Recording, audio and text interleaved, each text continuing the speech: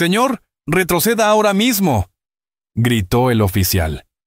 Tengo 54 años, oficial. Mis rodillas no se mueven tan rápido, respondió Miguel Santos mientras sostenía su carrito de elotes con una mano temblorosa.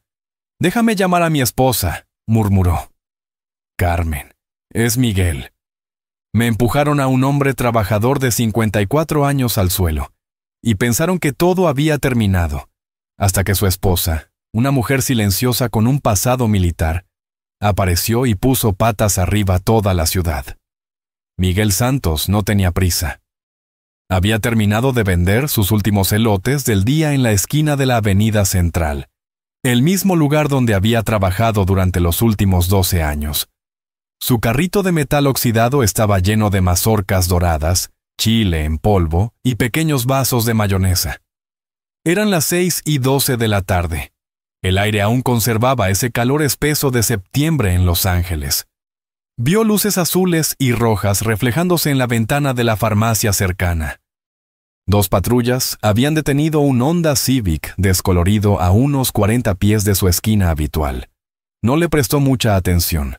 Pensó que era solo otra parada de tráfico rutinaria. Pero entonces escuchó gritos, no del conductor, sino de los oficiales. Giró la cabeza lentamente. No era entrometido, solo preocupado. Uno de los oficiales, un hombre blanco y joven de complexión delgada, estaba dando instrucciones contradictorias. ¡Manos fuera de la ventana!, gritó. Y luego, no 5 segundos después, ¡sal del auto ahora! El joven en el auto, apenas un adolescente, se congeló. Sus manos temblaron. Algunos transeúntes también estaban observando. Nadie se acercó más. Todos sabían qué tan rápido las cosas podían salirse de control en estos días. Miguel gritó: «¡Tengan cuidado, muchachos!», como lo haría un padre. Su voz era suave pero audible. Pero entonces sintió que la atención se dirigía hacia él. Uno de los oficiales, no el que gritaba, se dio la vuelta y comenzó a caminar hacia él. «Necesita retroceder, señor», dijo haciendo un gesto con la mano. «Solo estoy parado junto a mi carrito», respondió Miguel apenas moviéndose. «No estoy cruzando ninguna línea». El oficial le dijo nuevamente que se alejara, esta vez más firmemente. Pero Miguel no creía que necesitara hacerlo. No estaba cerca de la escena y claramente no representaba ninguna amenaza. Su esquina siempre había sido un lugar seguro, no de sospecha. El oficial dio otro paso hacia él. «Le dije que retroceda, señor. Tengo 54 años, hijo. Mis rodillas no retroceden tan rápido», dijo con una pequeña sonrisa, aún tratando de calmar la situación sin siquiera darse cuenta. Entonces sucedió rápido, demasiado rápido. El oficial se acercó a su carrito. «Necesita moverse ahora». «Me estoy moviendo, joven», trató de decir Miguel cuando el oficial empujó el carrito. Miguel tropezó, su pie derecho se resbaló en el pavimento, y todo su cuerpo lo siguió.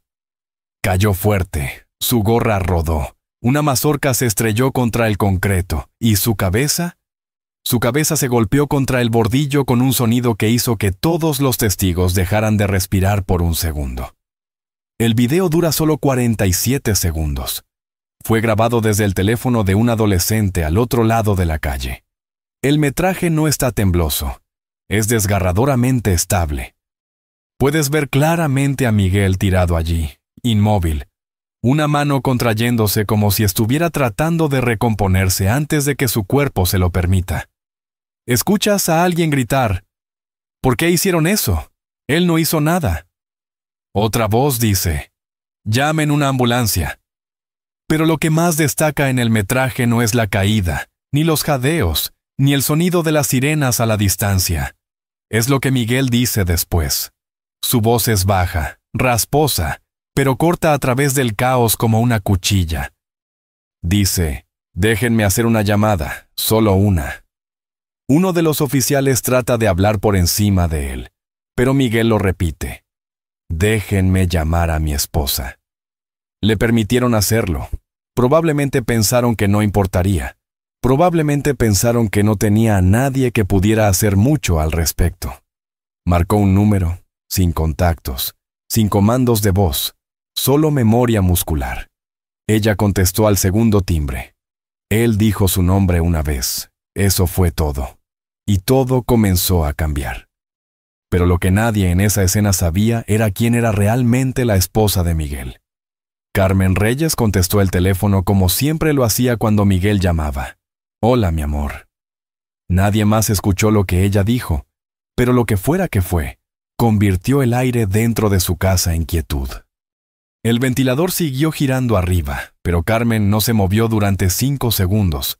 Solo se quedó allí en esa pequeña casa que había construido en 2 acres, en las afueras de Riverside, California, mirando por la ventana con una expresión que no había cruzado su rostro en años. No hizo preguntas, no las necesitaba, solo dijo, «Está bien», y colgó. En los siguientes 10 minutos, se cambió de camisa, sacó una bolsa maltratada del fondo de su armario y metió solo las cosas que importaban: 2 teléfonos, una memoria USB y una carpeta desgastada sellada en plástico. No empacó ropa. Para cuando su vecino, un hombre mayor llamado Chuck, que manejaba el depósito de chatarra al final del camino, saludó desde su porche, Carmen ya estaba en su camioneta, dirigiéndose al oeste por la Interestatal 10. Eran aproximadamente las 7:09 de la noche. Nadie en la ciudad sabía mucho sobre Carmen. Había estado de vuelta unos años, muy callada. Ayudaba a reparar cercas cuando las tormentas golpeaban. Donaba anónimamente al sistema de agua roto de la escuela secundaria. Se ofrecía como voluntaria con los veteranos de guerras extranjeras cuando se lo pedían. Pero nadie había preguntado realmente sobre su pasado. Solo respetaban el silencio. Lo que no sabían era que Carmen Reyes no solo había servido. Había sido desplegada 14 veces en 5 continentes. Había hablado idiomas que la mayoría de los estadounidenses nunca habían escuchado. Se había sentado en habitaciones donde no se usaban nombres, solo asentimientos. Misiones sin rastro de papel, extracciones limpias, finales silenciosos. Había dejado todo eso atrás cuando el padre de Miguel murió. Se mudó para estar más cerca de él. Pensó que tal vez podría vivir como una mujer normal. Pero ahora esa vida estaba de vuelta en su espejo retrovisor. Cruzó a San Bernardino justo después de las 11 de la noche y no se detuvo por gasolina hasta que casi llegó a Los Ángeles. Cuando volvió a la carretera, hizo una llamada. No a un amigo, no a un familiar, a un número etiquetado como Orca. Una voz grave respondió, sin saludo, solo respiración. «Necesito que busques un número de placa», dijo Carmen. Pausa, luego. «¿Qué ciudad?» «LAPD. Oficial en escena en una parada de tráfico en la Avenida Central esta noche». Puso las manos encima de Miguel. Otra pausa. «¿Marco de tiempo?» «Entre las 6 y las 7. El nombre no está en la cinta, pero lleva la placa 7821. Necesito todo. Historial, infracciones previas, historial de quejas. Envíalo a mi bandeja de entrada privada, encriptado». «Entendido». Sin despedida. Solo clic. Para cuando Carmen cruzó a Los Ángeles, el mensaje ya había llegado. Oficial David Chen, novato, 2 años en la fuerza, transferido del Departamento de Policía de Glendale, después de una investigación por mala conducta que había sido silenciosamente cerrada sin cargos. Carmen no mostró emoción. Solo archivó la información donde pertenecía, en la lista creciente de nombres. A las 3 de la mañana se estacionó en el lote del mismo hospital al que habían llevado a Miguel. No se dirigió a la entrada de emergencias. Caminó directamente por las puertas laterales junto al muelle de carga. Sabía que no la detendrían. La enfermera de turno levantó la vista. Carmen habló sin levantar la voz. «Miguel Santos, ¿dónde está?» «¿Está estable?» «Habitación 314, ala este». Pero Carmen ya se estaba moviendo. Cuando abrió la puerta de su habitación, Miguel estaba despierto. Su sien izquierda tenía un vendaje blanco grueso. Tenía una vía intravenosa en un brazo, algunas mazorcas de elote en una bolsa junto a la cama. Pero sus ojos estaban claros, cansados pero firmes. Hola, mi vida, dijo suavemente. Ella se acercó y lo besó en la frente. Luego acercó la silla y se sentó sin decir una palabra durante 1 minuto. ¿Estás bien? Finalmente preguntó. Él asintió lentamente. Pudo haber sido peor. Ella tomó su mano suavemente. Voy a arreglar esto. Miguel no sonrió. Tampoco discutió. ¿Estás segura? Preguntó, ya conociendo la respuesta. Carmen solo dijo, sí, señor. Él suspiró, cerró los ojos por unos segundos, luego los abrió de nuevo. No te crié para la venganza, Carmen. Lo sé, dijo. Esto no es eso. Ella no presionó. No tuvo que hacerlo. Se quedó con él hasta el amanecer, pero para cuando el sol golpeó las persianas, Carmen ya había planeado su primer movimiento. A las 7:22 de la mañana, Carmen estaba de vuelta donde todo había pasado, en el borde de la esquina de la avenida central, cerca del pavimento agrietado donde la gorra de Miguel había aterrizado. No necesitaba imaginarlo. Ya había visto el video 6 veces en el camino. Ángulos, posiciones corporales, comportamiento del oficial. Había desglosado cada cuadro como un informe de misión. El dueño de la farmacia, el señor Patel, salió con una taza de café negro y se la entregó sin decir una palabra. Se conocían desde hacía años, no íntimamente, pero lo suficiente. ¿Él todavía está descansando?, preguntó el señor Patel en voz baja. Sí, respondió Carmen, con los ojos escaneando la escena. Dije que traté de intervenir. Me dijeron que retrocediera o sería arrestada. Dijeron que estaba interfiriendo con una parada legal. Carmen bebió su café y luego miró hacia la cámara montada en un poste de servicios torcido al otro lado de la calle. ¿Crees que esa cosa funciona? El señor Patel dio una risa amarga. Solo cuando ellos quieren que funcione. Voy a averiguarlo. Se alejó antes de que el señor Patel pudiera decir algo más. Condujo directamente al distrito de policía de Los Ángeles, División Este, un pequeño edificio de ladrillo rojo metido entre una casa de empeño y una tienda de autopartes. Entró vestida con jeans, una camisa gris vieja y el tipo de quietud que ponía nerviosa a la gente sin saber por qué. El oficial detrás del escritorio levantó la vista. ¿Puedo ayudarla? Sí, necesito hablar con quien esté a cargo del incidente de Chen de anoche. El oficial parpadeó. ¿Disculpe? David Chen, placa 7821. Estuvo involucrado en un caso de uso de fuerza en la avenida central anoche. Señora, no estoy seguro de que... No estoy aquí para discutir. Estoy aquí para hablar con el comandante de guardia. Puedes tomar mi nombre y número. Carmen se inclinó ligeramente hacia adelante. ¿O puedes traerlo ahora? El joven oficial vaciló. Luego levantó el teléfono. 10 minutos después, apareció el teniente Marcus Williams. Parecía un hombre acostumbrado a la autoridad. Hombros anchos, mandíbula cuadrada, uniforme limpio. Extendió la mano, pero Carmen no la tomó. ¿Usted es la esposa?, preguntó el teniente. Sí, escuché sobre el incidente. Está bajo revisión. No, no lo está. Revisé el sistema esta mañana. No se archivó ningún informe oficial. Su oficial se fue de la escena antes de que llegaran los paramédicos. La caída no fue registrada, no se envió metraje. Eso no es una revisión, es un encubrimiento. La expresión del teniente Williams cambió ligeramente. Ahora espere. Estoy seguro de que esa no es la historia completa. Carmen le entregó una copia impresa de la transcripción del video. Ese es su oficial quitándole el carrito a un hombre de 54 años que no representaba ninguna amenaza y tirándolo al pavimento. Estaba en el hospital antes de que su departamento siquiera registrara la parada. Williams miró el papel, luego de vuelta a Carmen. Investigaremos si quiere presentar una queja formal. No presento quejas, dijo Carmen secamente. Documento evidencia. Hubo una pausa. El tono de Williams se volvió más firme. Mire, entiendo que esté molesta, pero irrumpir aquí no es cómo funciona esto. Si tiene preocupaciones, hay un proceso. Carmen sonrió apenas. Déjeme decirle algo, teniente. Me he sentado frente a mesas con señores de la guerra. He visto hombres adultos mentir con una sonrisa mientras sus manos aún estaban ensangrentadas. Cree que no sé cómo huele un encubrimiento. Su tipo pensó que a nadie le importaría un vendedor de elotes mexicano con un carrito. Se equivocó. Williams apretó la mandíbula. Esto no está ayudando a su caso. No estoy construyendo un caso.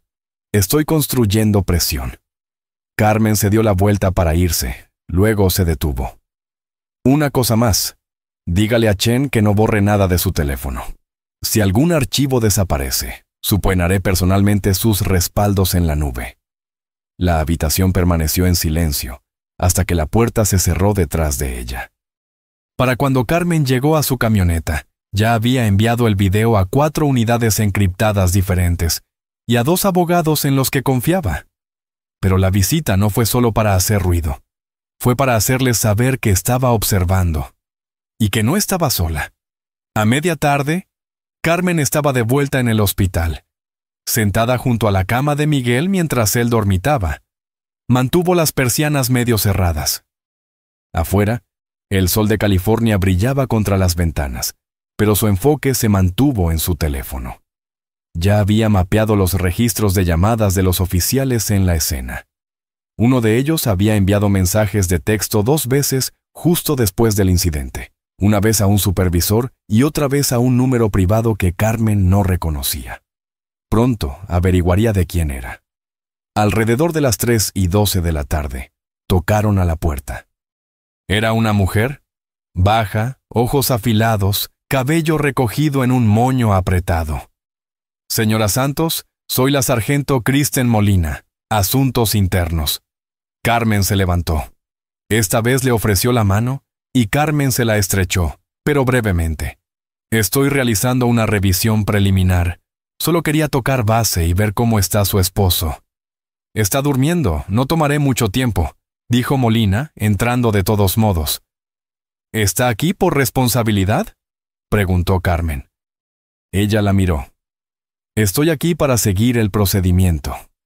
Entonces no estamos hablando. Molina parpadeó. ¿Disculpe? No tengo fe en sus procedimientos, dijo Carmen con calma. El oficial que puso a mi esposo en esta cama fue protegido por esos mismos procedimientos hace apenas un año. He visto su historial previo. Mire, señora Santos, entiendo que esté enojada. No estoy enojada, la interrumpió Carmen. Estoy informada. Molina se movió. Hay una manera de manejar esto.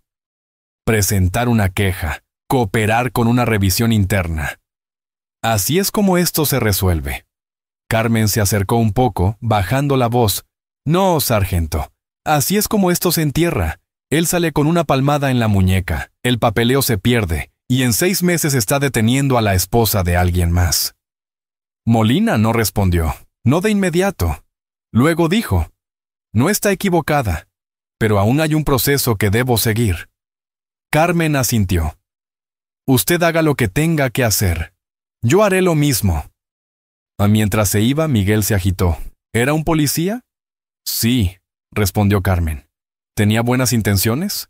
Creo que sí. ¿Crees que eso importa?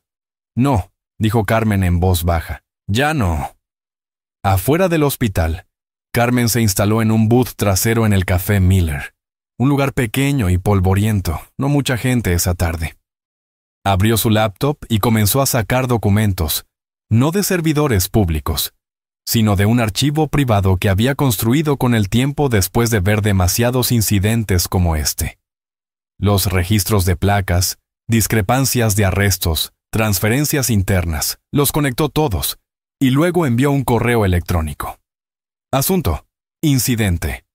9.27. Avenida Central, el APD División. Fuerza excesiva adjuntó video, transcripción, registros de oficiales, cronología. Lo envió a 3 mesas de noticias, una local, 2 nacionales. No incluyó su nombre. Luego llamó a alguien con quien no había hablado en 5 años. Una voz contestó al segundo timbre. Carmen. Necesito ojos en Los Ángeles. La voz del otro lado se rió suavemente. Todavía corta en charla pequeña, veo. Todavía no tengo tiempo para eso, respondió Carmen. ¿Puedes ayudar? ¿Sabes que puedo? ¿Te acuerdas de Galloway? Memoria fotográfica. Lo necesito a él y necesito a Terrell. ¿Sabes qué tipo de cosa estoy manejando? La voz se volvió silenciosa. ¿Qué tan pronto? Ahora. ¿Cómo está Miguel? Recuperándose. Es fuerte. Bien. Clic.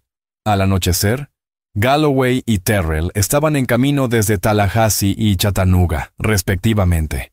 Ya no eran militares, no uniformados, pero sus habilidades nunca se fueron. Galloway manejaba comunicaciones y asuntos legales. Terrell trabajaba en tecnología y extracción de registros.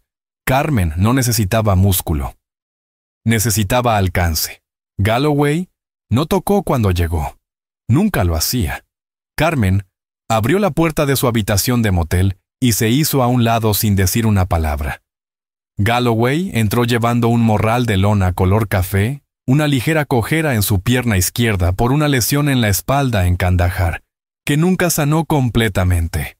Se veía mayor ahora, patas de gallo más profundas, cabello un poco más delgado, pero su mente estaba tan afilada como el día que corrieron misiones juntos por Medio Oriente.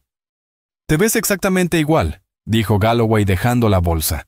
«¿Tú no?», respondió Carmen, acercando una silla. Ambos se rieron brevemente, silencioso, familiar. «¿Terrell?», preguntó Carmen. «Unos 30 minutos fuera. Está trayendo el equipo». Carmen asintió. Luego deslizó una carpeta. «Ese es el oficial David Chen.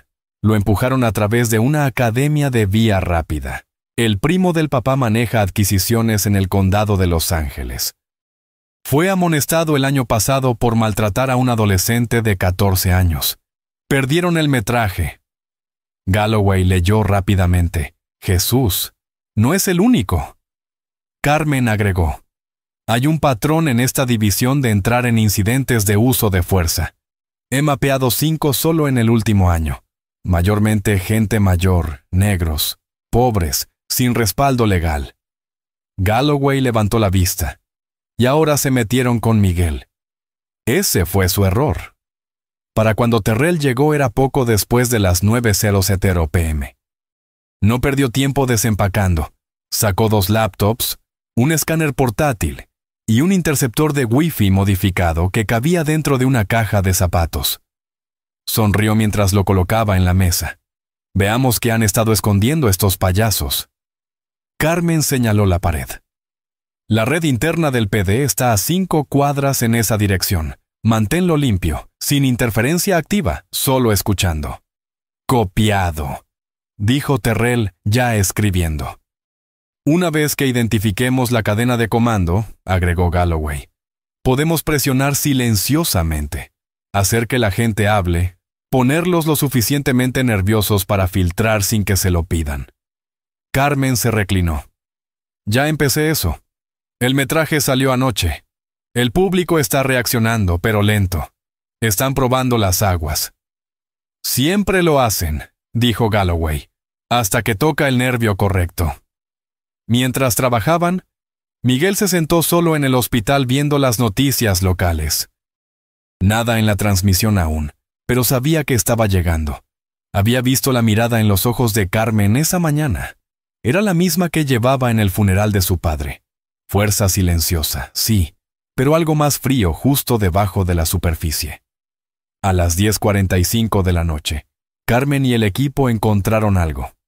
Mensajes internos, uno marcado como confidencial prioritario, enviado desde el subjefe de la división a un pequeño grupo de oficiales. Decía: «No compartir cámara corporal. No comentar públicamente. La narrativa será manejada. Recordar a todo el personal coordinar declaraciones si son contactados por la prensa». Galloway se reclinó, disgustado. «Están cerrando filas». Carmen respondió: «Entonces prendemos fuego a las filas». Durante la siguiente hora construyeron una cadena, no de acusaciones, sino de evidencia. Cada oficial que recibió el mensaje, su conexión con quejas previas, el secretario que ajustó las marcas de tiempo, el paramédico que accidentalmente omitió el trauma en la cabeza del reporte del ER de Miguel. Todo estaba ahí. Nada especulativo, solo hechos fríos y verificables. A medianoche, Carmen envió otro mensaje, esta vez a un contacto en DC que le debía un favor desde Afganistán. No era aplicación de la ley, no era un político, era un periodista del tipo que no se inmutaba cuando la historia era fea. Adjuntó la cadena de mensajes, el video, la historia de su presión. La respuesta llegó 4 minutos después. Estaré en el vuelo de las 6:00 am. Carmen cerró la laptop. Querían silencio, dijo. Les daremos una multitud. La mañana siguiente, carteles comenzaron a aparecer por toda la ciudad. Impresiones en blanco y negro con una captura de pantalla del video. Miguel tirado en el pavimento. Arriba decía, pregúntenle al LAPD por qué este hombre está en el hospital. Debajo, justicia para Miguel. No estaban hechos profesionalmente, no eran llamativos, pero estaban en todas partes. Pegados en paradas de autobús, clavados en ventanas de barberías, deslizados bajo limpiaparabrisas en lotes de supermercados. El departamento no tenía comentario oficial, y ese silencio, eso es lo que hizo que la gente empezara a hacer preguntas. Pero esto no era solo una tormenta de relaciones públicas gestándose, era el comienzo de un colapso desde adentro. Para el mediodía de ese día, los teléfonos del LAPD no solo estaban sonando, se estaban iluminando. Ciudadanos llamando, líderes comunitarios exigiendo una conferencia de prensa, reporteros tocando la puerta pidiendo registros. Y alguien dentro del departamento finalmente había filtrado una copia del reporte de incidente original de Chen, el que supuestamente nunca se archivó. Llegó a la bandeja de entrada de Galloway, a través de una entrega segura, sin remitente listado, pero era real, mecanografiado, sellado con hora, la misma noche que Miguel golpeó el pavimento. Decía que él era verbalmente agresivo, se negó a seguir instrucciones legales e inició interferencia física con el espacio del oficial. Terrell lo leyó en voz alta y se veía disgustado. Mide 5'6" y tiene 54 años. Su interferencia fue pararse quieto con un carrito. Están construyendo una defensa, dijo Galloway. Sobrepaso clásico. Dirán que ella estaba obstruyendo, tratando de provocar. Luego sacarán la carta de salud mental. Carmen apenas reaccionó. Solo miró el archivo como si estuviera viendo a través de él. Alcanzó su teléfono. Esta vez no llamó a nadie del pasado.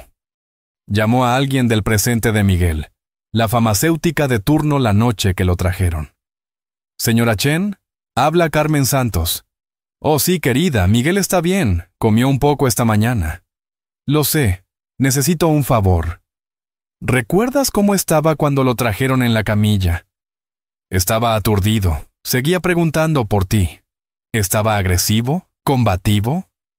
La señora Chen sonó confundida. No, Dios mío, no. Estaba asustado. Su presión arterial estaba por las nubes. Ni siquiera podía sentarse derecho.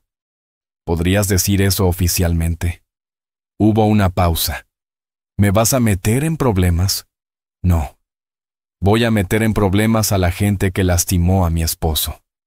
Solo necesito tu voz, una oración, eso es todo. Otra pausa. Luego un suspiro. Está bien, querida, lo diré.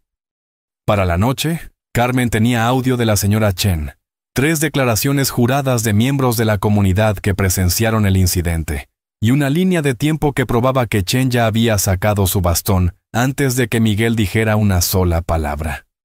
Mientras tanto, afuera de la división, una pequeña multitud comenzó a reunirse, no gritando, solo parados, sosteniendo carteles con la foto de Miguel, algunos sosteniendo carritos de elotes en solidaridad silenciosa. Un oficial joven dentro del edificio le susurró a su compañero, ¿quién es él? El compañero se encogió de hombros. Solo un tipo, pero su esposa... Escuché que solía ser de operaciones especiales. Ahora tiene gente revisando nuestros registros. Esa noche, un reportero local llamado Luis Torres salió en vivo desde la acera. No gritó ni dramatizó, solo dijo la verdad. Un hombre mayor herido en una parada de tráfico, un departamento lento para responder, y una esposa que no lo iba a dejar pasar. Para las 10 p.m. llegó a Noticias Regionales, luego Reddit, luego un blog legal que se especializaba en casos de mala conducta policial. Y ahí es cuando las cosas comenzaron a agrietarse desde adentro. Correos anónimos llegaron desde despachadores, desde exoficiales, desde secretarios. Uno decía: revisen los registros del 912, 2 quejas más sobre Chen, ambas selladas. Otro: hay metraje de cámara corporal de esa noche. Lo están reteniendo hasta que AI autorice una declaración. El más impactante vino de una mujer identificada solo como M. Dijo que una vez estuvo comprometida con un sargento de patrulla. Aún tenía su tablet de cuando vivían juntos, y la tablet se había sincronizado con la nube del departamento. Había visto el video crudo. Mostraba el momento en que Chen tomó el carrito de Miguel. Mostraba su caída, de alguna manera no resistiendo, no interfiriendo, solo parado y luego sangrando. Se ofreció a entregarlo, sin dinero, sin recompensa, solo una condición. Quiero que el mundo sepa lo que él hizo. Terrell se encontró con ella en un parque público durante el día. Ella trajo la tablet en una bolsa de compras, sin cargador, sin estuche. Dijo: dile a ese hombre que lo siento, nadie intervino. Él asintió. Acabas de hacerlo. De vuelta en la habitación del motel, reprodujeron el metraje. Estaba claro, sin ediciones, sin cortes, audio intacto. Carmen lo vio una vez, luego otra vez. Luego hizo clic en subir y lo envió a 6 periodistas. Uno de California, uno de Texas, 4 de medios que nunca miraban hacia otro lado cuando las cosas se ponían difíciles. 2 horas después, el video estaba en vivo. Obtuvo 32,000 visualizaciones en 4 horas. Y de repente la gente no solo se preocupaba, estaba enojada. Pero la ira sola no era suficiente. Era hora de llevar la verdad al edificio donde todo comenzó. La mañana siguiente, las puertas principales del Departamento de Policía de Los Ángeles no se abrieron a su goteo habitual de quejas tempranas y papeleo de rutina. Se abrieron a un camión de prensa, un grupo de sillas plegables y una multitud creciente. A las 8:02 de la mañana, Carmen entró a la estación con 2 cosas: un disco duro y una carpeta impresa de declaraciones de testigos. No estaba ahí para suplicar, no estaba ahí para amenazar, estaba ahí para darles una opción. El teniente Williams se encontró con ella en el pasillo, flanqueado por una oficial de relaciones públicas que parecía no haber dormido. Señora Santos, ahora no es realmente el momento. Es exactamente el momento, interrumpió Carmen. ¿Dónde está su jefe? No está hoy. Entonces usted es él por ahora. Williams cruzó los brazos. Ya estamos revisando todo, el metraje, el reporte. Carmen lo interrumpió de nuevo. Tengo el metraje crudo. Tengo múltiples testigos oculares y tengo un abogado federal en mi bolsillo trasero esperando para incendiar este departamento si ustedes tratan de ocultar un archivo más. Williams miró hacia las puertas de cristal. Los manifestantes sostenían carteles. Algunos estaban filmando. ¿Quiere hablar en privado?, preguntó Williams. No, dijo Carmen. Quiero que vea esto con sus propios ojos. Le entregó el disco. Unos minutos después estaban sentados en una pequeña sala de conferencias. La oficial de Relaciones Públicas escribiendo nerviosamente en una laptop, el disco conectado al monitor montado en la pared. La habitación se quedó silenciosa mientras se reprodujo el video. Vieron todo, claro como el día. Miguel Santos parado silenciosamente, David Chen agitado, sus manos arrebatando el carrito, el cuerpo de Miguel colapsando como una marioneta a la que le habían cortado los hilos, su cabeza golpeando el bordillo. Sin resistencia, sin gritos, sin crimen. Solo un hombre de 54 años tratado como si fuera desechable. Cuando la pantalla se puso negra, nadie habló por un momento. Luego Carmen dijo: su oficial mintió. Su reporte es ficción. Y su departamento trató de enterrar a un hombre que pasó toda su vida vendiendo elotes para alimentar a su familia. La oficial de Relaciones Públicas comenzó a hablar. Williams levantó una mano para silenciarla. «Tiene razón», dijo Williams, silencioso pero claro. «No hay defensa para lo que acabo de ver». Carmen se inclinó hacia adelante. «Entonces no la defienda». Williams suspiró. «¿Qué quiere?» «Quiero al oficial Chen suspendido sin pago pendiente de investigación completa. Quiero una disculpa pública a mi esposo. No un comunicado de prensa, una disculpa cara a cara. Quiero el metraje de la cámara corporal liberado. Y quiero que su departamento reabra cada caso de uso de fuerza que ha sido sellado en los últimos 3 años». La oficial de Relaciones Públicas casi se ahogó. «Así no es como funciona». Carmen se dirigió a ella. «Así es como va a funcionar». Williams se frotó la cara. Se veía cansado, no solo de la situación, de cargar algo que probablemente sabía que había estado podrido por más tiempo de lo que se atrevía a admitir. «Obtendrá su disculpa», dijo. «Suspenderé a Chen hoy. El resto, necesito tiempo». «Tiene 24 horas», dijo Carmen. Después de eso, el metraje llega a sindicación nacional y un abogado de derechos civiles con dientes presenta una demanda federal. Williams no respondió. Solo asintió. Carmen se levantó. «Aprecio su tiempo, teniente». «No perdamos más». Se fue sin estrechar manos. Afuera no se dirigió a la multitud, no levantó la voz ni hizo una declaración. Solo caminó directamente a la acera donde su esposo había caído y se quedó allí, silenciosa, quieta. Los reporteros gritaron preguntas. La gente trató de entregarle volantes, abrazarla, preguntarle qué seguía. Ella no dijo nada. Dentro del departamento, Williams se sentó de vuelta, la cabeza entre las manos. Sabía que esto no había terminado, ni siquiera cerca. Para esa noche, la suspensión fue anunciada. El departamento confirmó una investigación interna sobre fallas de procedimiento. Un portavoz admitió que el incidente no cumplió con los estándares esperados de nuestros oficiales. Pero la disculpa, eso es lo que más le importó a Miguel. Sucedió justo después del atardecer. Chen, claramente nervioso, claramente entrenado, se paró en la habitación del hospital de Miguel junto a 2 otros oficiales y leyó de una declaración escrita. «Lamento el daño causado, señor Santos. Nunca fue mi intención». Miguel lo miró por un largo tiempo. Luego dijo, «Sí, puede que no hayas tenido la intención de lastimarme, pero aún lo hiciste». Chen miró hacia otro lado. Miguel no. Pero Carmen no había terminado aún. Porque ahora que la verdad había salido, era hora de asegurarse de que nunca se enterrara de nuevo. La disculpa no terminó nada. Solo confirmó lo que todos habían visto con sus propios ojos. Que un hombre inocente había sido lastimado y el sistema había tratado de ocultarlo. La mañana siguiente, los titulares locales decían: «Oficial suspendido después de que hombre mayor resultara herido durante parada». Pero las palabras se sentían vacías.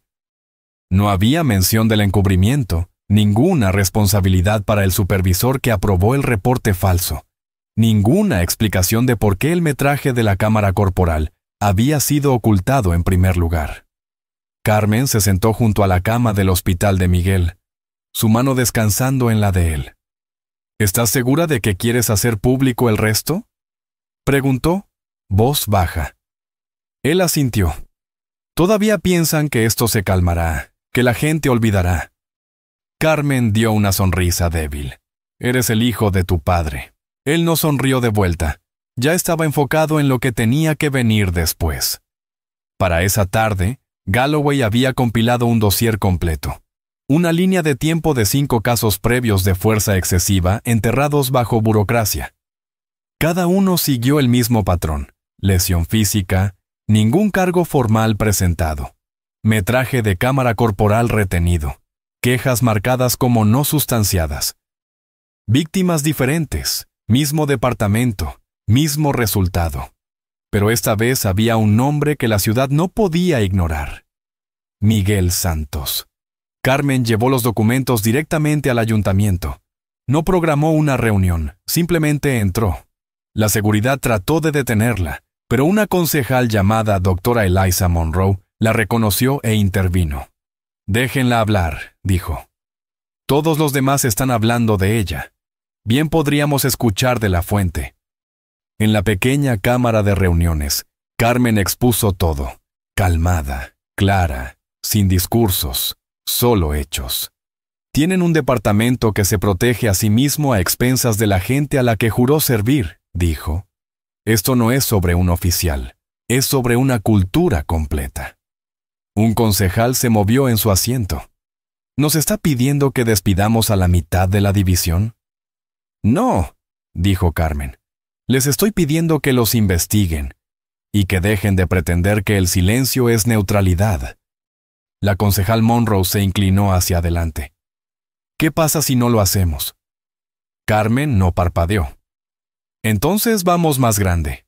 Queja federal, medios nacionales, demandas civiles de cada víctima enterrada que pueda encontrar. Y créanme, las encontraré. No había bravuconería en su voz, solo certeza.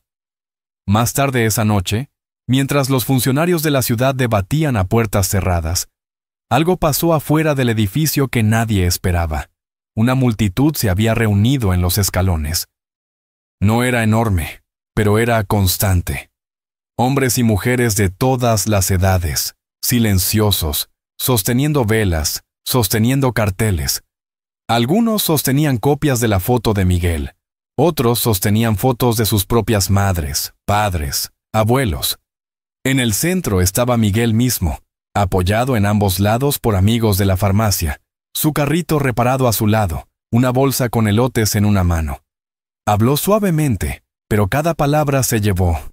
No soy la primera persona a la que le pasó esto.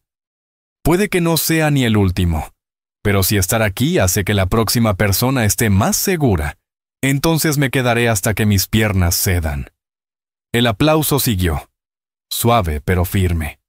Sin cánticos, sin gritos, solo gente que ya había tenido suficiente. Al día siguiente, bajo presión creciente, el jefe de policía anunció su renuncia. 3 oficiales, incluyendo el supervisor directo de Chen, fueron puestos en licencia administrativa.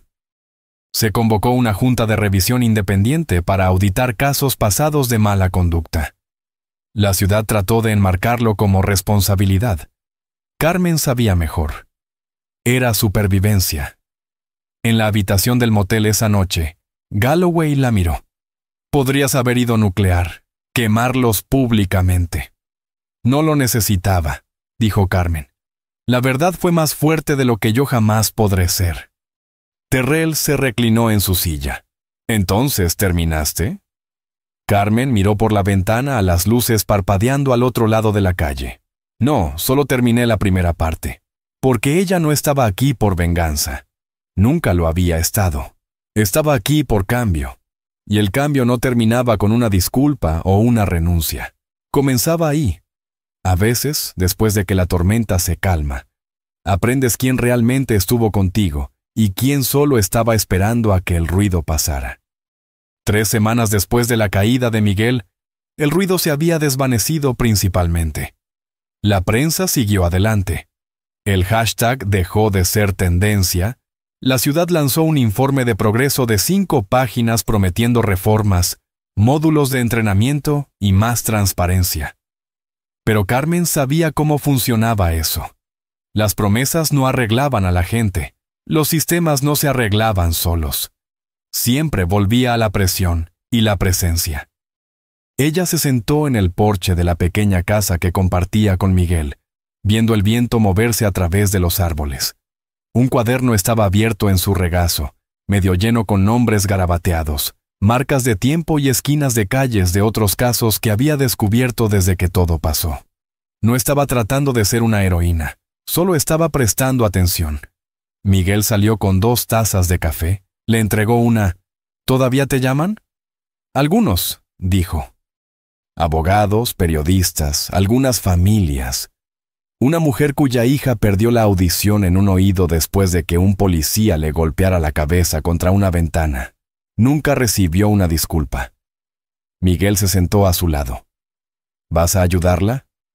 Ya le envié todo lo que tenía. Él asintió. Está bien. Solo recuerda descansar también.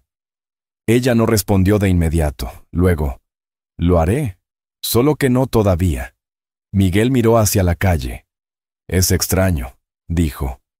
Qué tan rápido el mundo olvida. No te olvidaron a ti, respondió Carmen.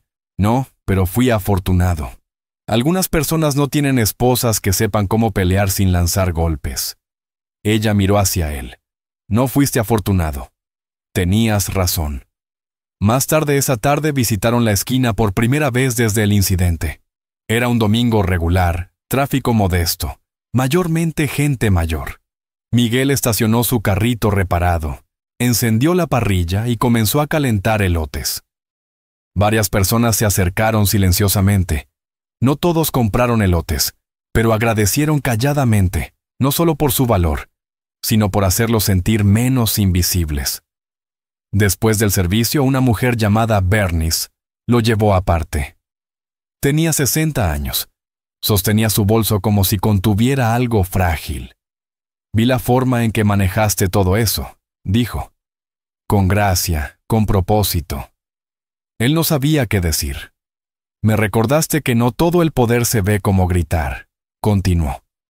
A veces se ve como quietud, como observar, como negarse a ser empujado. Miguel finalmente habló. No quería un reflector. Lo sé, dijo ella. Eso es lo que hizo que la gente confiara en ti. De vuelta en casa, Carmen se sentó con una pila de cartas de extraños de todo el país. Algunos solo enviaron oraciones, otros compartieron sus propias historias. Todos firmaron sus nombres como si pidieran ser contados. Leyó cada una en voz alta porque a veces ser escuchado es el primer paso hacia ser completo. Esa noche, Carmen caminó por el vecindario. El cielo estaba oscuro, pero el aire estaba calmado. Unas pocas luces de porche brillaban como centinelas en guardia. Se detuvo bajo la lámpara de la calle cerca de la farmacia y se quedó allí por un tiempo. Pensó en lo que podría haber pasado, lo que casi pasó. Pensó en cómo una acción, un empujón, una mentira, una voz, puede ondular mucho más allá del momento en que se hizo. Y pensó en Miguel. La forma en que se paró, la forma en que no gritó, la forma en que nunca pidió nada más que una llamada telefónica. Esa sola llamada había cambiado todo, porque la justicia no siempre viene a través de cortes o titulares. A veces comienza con una voz silenciosa diciendo, no más. Esta historia no fue sobre venganza, no fue sobre poder. Fue sobre valor. El valor de la vida de un hombre, el valor de la negativa de una esposa a mirar hacia otro lado, el valor de empujar hacia atrás cuando el mundo asume que te quedarás callado. Y tal vez, más que nada, fue sobre esta verdad. No tienes que ser fuerte para ser escuchado. No tienes que pelear con puños para dejar una marca. Y no tienes que llevar un uniforme para proteger a la gente que amas. Así que si estás viendo esto y estás cansado, si estás enojado, si te preguntas si vale la pena hablar cuando el sistema parece demasiado grande, deja que Miguel y Carmen te recuerden. Una voz puede ser suficiente, especialmente cuando esa voz está diciendo la verdad. No te quedes callado. Alguien está escuchando. Suscríbete para más historias verdaderas que importan y nunca olvides el poder de una voz.